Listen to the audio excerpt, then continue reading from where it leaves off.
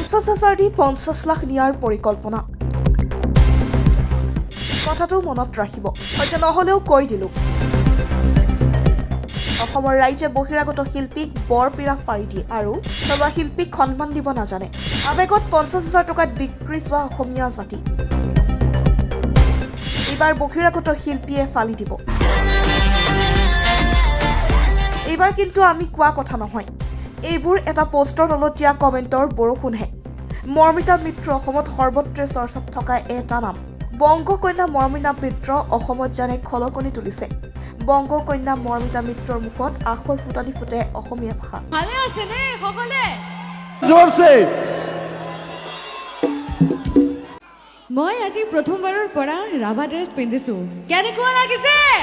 মঞ্চত পৰিৱেশন কৰে হাৰ্টথ্ৰব জুবিন গাৰ্গৰ ইটোৰ পিছত সিটো গীত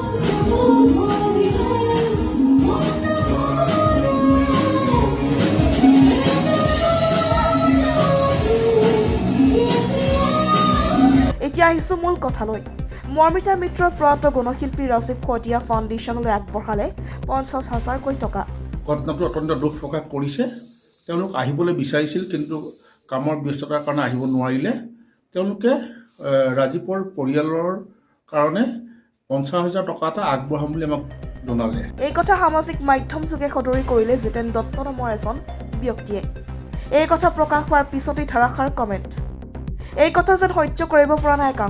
একাংশৰ মতে 50,000 টকা দি 50 লাখ লুটাৰ কৌশল এয়া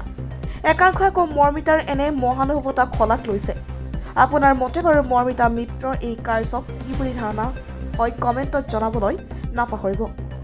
মুঠৰ ওপৰত কি সঁচা কি মিছা সময়ত হ'ব লক্ষণীয় কথা মৰ্মিতা মিত্ৰৰ লগত মোৰ তেনেধৰণৰ কোনো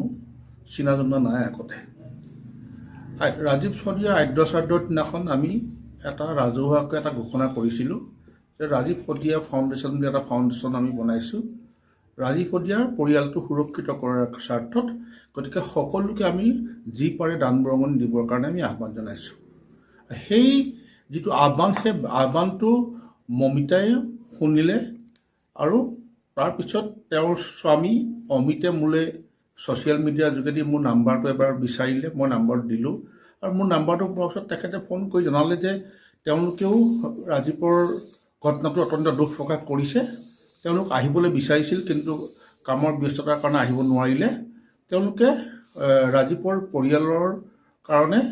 50,000 টকা এটা আগবঢ়াম বুলি আমাক জনালে আৰু টকাটো দিয়াৰ ক'ত দিব লাগে সেইটো আমাক সুধিছিল আমি তেতিয়া কৈছিলোঁ যে ND24 বা নিউজ 18ৰ অফিচত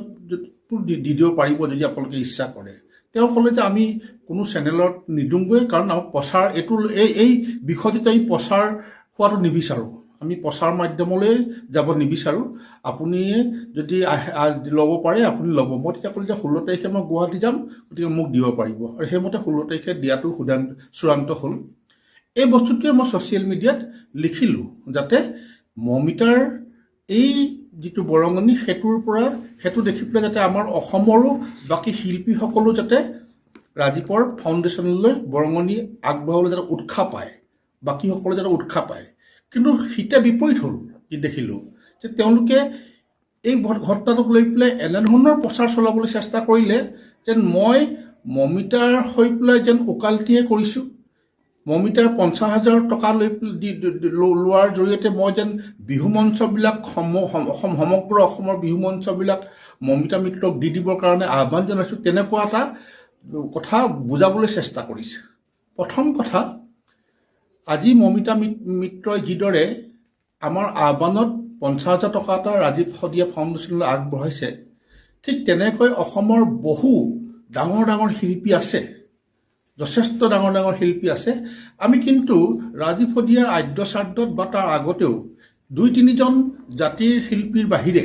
বিপিন চাওডাঙে হওক ৰোহিত গগৈয়ে হওক আমাৰ দিগন্ত গোহাঁয়ে হওক এনেকুৱা কেইজন মহেন্দ্ৰ হাজৰিকাই হওক এনেকুৱা কেইজনৰ বাহিৰে বাকী কিন্তু কাকো আমি তাত উপস্থিত হোৱা দেখা নাপালোঁ বা ৰাজীৱ শদিয়াৰ পৰিবাৰলৈ কিবা সহানুভূতি দেখুৱাও আমাৰ পৰিলক্ষিত নহ'ল বা শিল্পী সমাজে গুৱাহাটীত বোলে ৰাজীৱ শদিয়াৰ হোটেলে শ্ৰদ্ধাঞ্জলি জনাই এটা অনুষ্ঠান পাতিলে সেইটো আমি দেখা নাপালোঁ গতিকে এনেধৰণৰ মানসিকতা শিল্পীবিলাক আজি অসমত বিৰাজমান। তাৰ বিপৰীতে কিন্তু মমিতা মিত্ৰই লগে লগে 50,000 টকা এটা আগবঢ়াইছে আৰু লগতে এইটো কৈছে যে এই বিষয়খিনি মিডিয়াক জনাব নালাগে। গতিকে এইটোত এটা মহানুভৱতাৰ পৰিচয় প্ৰকাশ পাইছে মমিতাৰ। গতিকে আমি সেইকাৰণে তেখেতক ধন্যবাদ দিছোঁ। আৰু লগতে তেখেতে এইটো কৈছে যে মই অতি শীঘ্ৰে ৰাজীৱ শদিয়াৰ ঘৰলৈ যাম, তেখেতৰ পৰিবাৰক লগ কৰিম আৰু ভৱিষ্যতেও মই যিমান পাৰোঁ সহায় কৰি যাবলৈ চেষ্টা কৰিম। গতিকে আপুনি ইয়াক তেতিয়া মাৰ্কেটিং বুলি ক'ব নে এইটো এজন শিল্পীৰ আন এজন শিল্পীলৈ মহানুভৱতাৰ পৰিচয় বুলি ক'ব? গতিকে এই ধৰণৰ কিছুমান ঠেক মানসিকতাই গোটেই সমস্যাবিলাকৰ সৃষ্টি কৰে। গতিকে আজিৰ তাৰিখত আমি দেখা পাইছোঁ যে বিহু মঞ্চবিলাক কোনে আয়োজন কৰে? অসমীয়াসকলে আয়োজন কৰে, অসমৰ জাতীয় জীৱনৰ লগত জড়িত ব্যক্তিসকলে আয়োজন কৰে। গতিকে বিহু মঞ্চত কাক মাতিব সেইটোতো আমি ক'ব নালাগে। মমিতাইতো কাকো কোৱাগে নাই কোনো বিহু মঞ্চক যে মোক মাতক বুলি। মমিতাই জুবিনৰ গীত গাইছে, ইতিমধ্যে এটা অসমীয়া গীত বাণীবদ্ধ কৰিছে আৰু এই অসমীয়া গীতটোৰ বাণীবদ্ধ কৰাৰ লগতে জুবিনৰ গীতবিলাক গোৱাৰ ফলত অসমৰ জনগণে মমিতাক আদৰি লৈছে। গতিকে সেইটো ভুলটো মমিতাটো হ'ব নোৱাৰে। আজিৰ তাৰিখত নলবাৰীৰ জীয়ৰীয়ে ভোজপুৰী গীত গাই পেলাই বিহাৰত দপদপাই আছে।